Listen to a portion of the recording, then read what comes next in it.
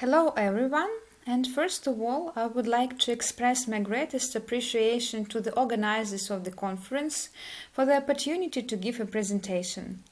I wish I were with you in Riga today. In my presentation I will trace the process of the transition of virtual museums into web environment. I would like to show the way the virtual museums have passed to appear on the internet. This project has been supported by the Center for Contemporary and Digital History at the University of Luxembourg, where I was honored to be a visiting researcher last year. On the screen you may see a screenshot of the project website, and there you can find more details about the digital history of virtual museums, and I will be glad if you find it interesting. First of all, let me pay attention to the used terminology. Virtual museum as a term can be used in various contexts and different stakeholders may understand different things under the term. I would like to emphasize that a virtual museum, as a specific museum information resource, can be produced only by the museum or with the participation of the museum, and it should be intended to realize the museum functions through the internet.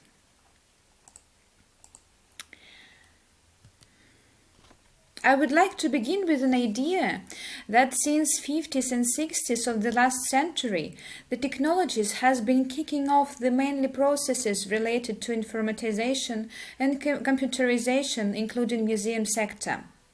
However, the information technologies related only tools for the implementation of certain ideas, but many of these ideas were born much earlier and were enforced by simpler technologies, even though advanced for that time. Of course, we are talking about cinema and animated cartoons. The era of cinema brought a great tool for the visualization of the context of the museum exhibits, for a better understanding of the natural environment and the ways the object could be utilized, etc. One of the earliest examples of placing an object in a context, or rather even a reconstruction of this environment for an object, was a film made by the Museum of Natural History in New York and dedicated to dinosaurs. It was possible to revive the remains on the screen. With the beginning of era of computers, the opportunities to act and dream more ambitiously and forecast the museum future digital advancement have appeared. The digital turn in the museums was a part of the digital turn of using computers and information technology for human needs and humanity. It was indicated in the early 50s in the book The Human Use of Human Beings, written by Norbert Wiener.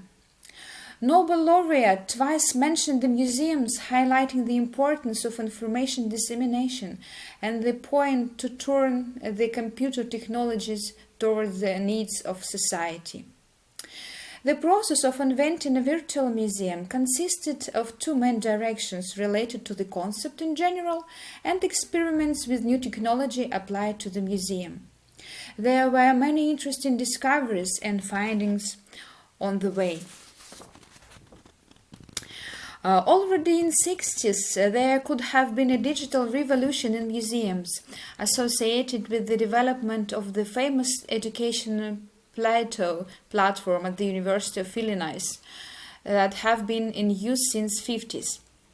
In 1968, at the conference in the Metropolitan Museum of Art, Donald Bitzer presented a scenario for using this platform by the museums in education. According to this scenario, students had the opportunity to study any topic related to the museum individually using a computer. The teacher could control the content that was displayed on the student's screen in the classroom. Probably this approach appeared to be too academic, and it narrowed the possibilities for the representation of the museum resources. And in general, most likely the proposed innovations were too advanced for that time to be easily accepted by the museums, and these ideas have not been realized. In 70s and 80s, the museum industry moved quickly through experimenting with technologies, their acceptance and adaptation to the valuable use of them. These processes were based on the collaboration with the IT industry, activities of the professional associations, advancing innovations, and conducting the conferences. It should be mentioned that the first conference in the field conducted in 1968 forecasted many of current shifts in the digital transformation in the museum. And the concept of a virtual museum was born step by step.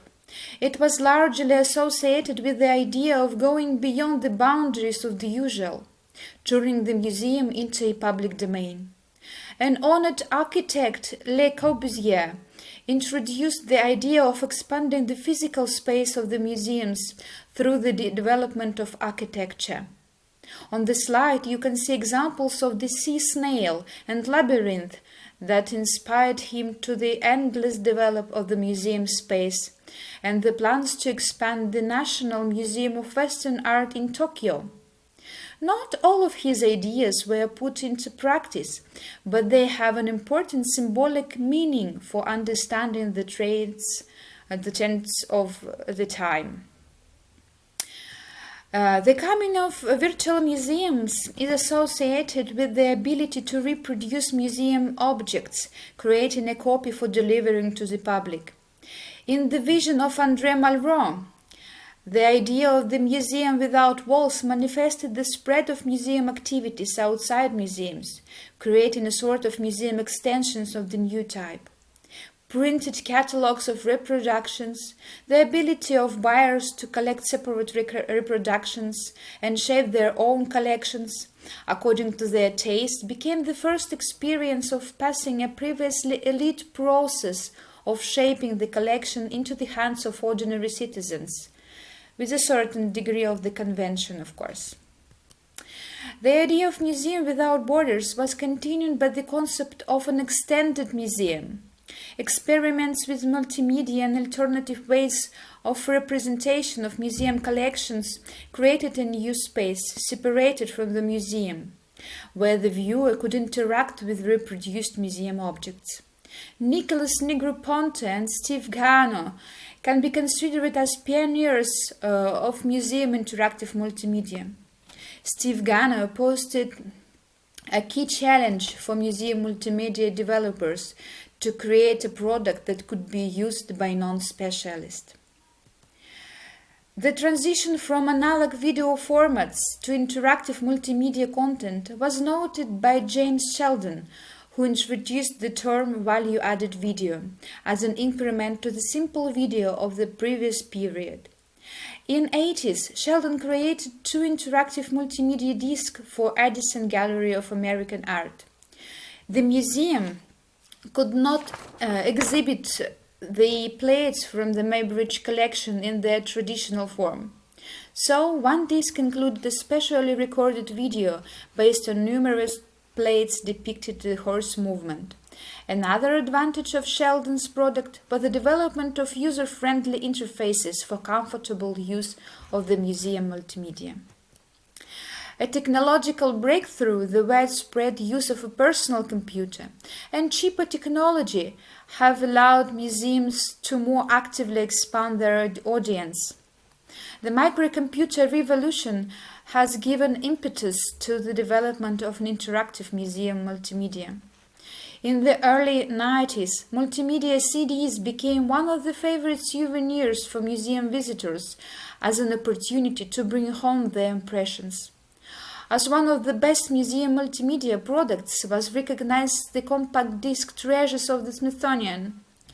In 1991, it won the Muse Award from the American Association of Museums. Importantly to mention that the great value of the disc was in the intention to be used by a wide range of users. It was designed for use in personal computers or standard CD players for TVs. Created an intuitive user interface of the disc offered individual trajectories for moving through the content. By the time of widespread of the web, museums have accumulated lots of experience in the use of information technologies, in the creation of information system and multimedia content. The presence at the World Wide Web became a big challenge for museums. They should have consciously opened new opportunities related to the Internet. Some of the first museum websites began to copy the experience in the field of museum multimedia, and partially content distributed previously on CDs was published on the museum's web sources. However, such websites could not hit like a bombshell due to technical limitations. So the weight of resources required a lot of time and additional technical capabilities from the user to download multimedia files to a computer for viewing them. At that time, the possibility of viewing multimedia content directly on the site was not yet available. Besides, the psychological barrier to some museums related to free availability of resources previously distributed for money caused another sort of limitation to advance the valuable content online. I would like to finish with an idea of importance to investigate the rich background of the modern virtual museums to understand the current trends and future advancement of the museums on the web. Thank you.